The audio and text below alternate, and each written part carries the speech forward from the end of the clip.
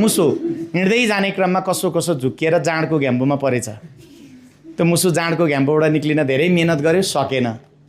अब उसलाई लाग्यो कि मेरो जीवन यही जाँडकै घ्याम्पोमा सकिने भयो। आँखा बन्दै गर्न लागिसकेको थियो। कसो एउटा बिरालो, के लो बिरालो म्याउ म्याउ गर्दै अगाडि बढ्यो।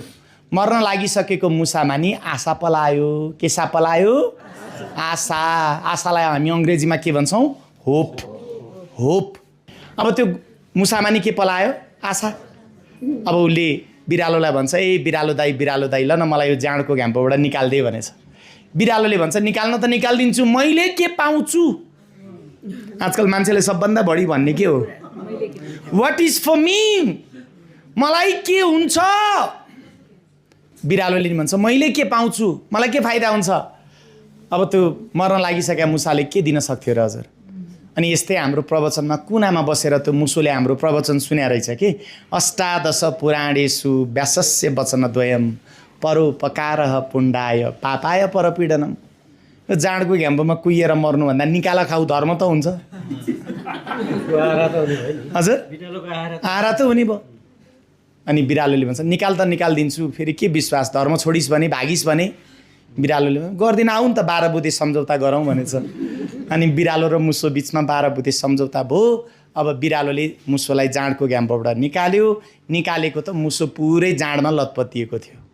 अब त्यो बिरालो कस्तो बिरालो रहेछ अध्यक्षज्यू, जाँड रक्सी नखाने बिरालो रहेछ फेरि।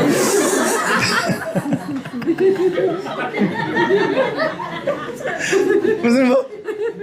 आज मान्छेहरू जुन चिज जनावरले पनि खान्न त्यो चिज दिइरहेछ हजुर। जनावरले पनि नखाने चिजहरू के आज मान्छे दिइरहेछ। अब त्यो मुसोले बिरालोले सोध्छ, जात फाल्नु गहतको झोलमा? ए बा कहिले नखाएको चिज के खानु यो? यसो फेरि बुद्धि आयो, ट्रिक टकटकाएर खायो भइहाल्छ नि।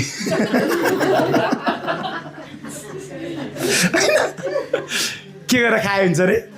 टकटकाएर खायो भइहाल्छ नि। हेर्नु न, खाने मान्छेलाई बाहना कि। अब त्यो बिरालोले मुसोलाई यसरी टकटक्याएको त मुसो फुत्केर भाग्यो। पर पुगेको मुसालाई गाली गर्दै, ऐ गरेको 12 बुधे सम्झौता बिर्सिस, ऐ गरेको प्रतिबद्धता बिर्सिस। मुसोले भन्छ, बिर्स्या छैन ताई, बिर्स्या छैन। अघि जाँड खाएको बेलामा के भने त्यस्ता गर्छ, छोड्दै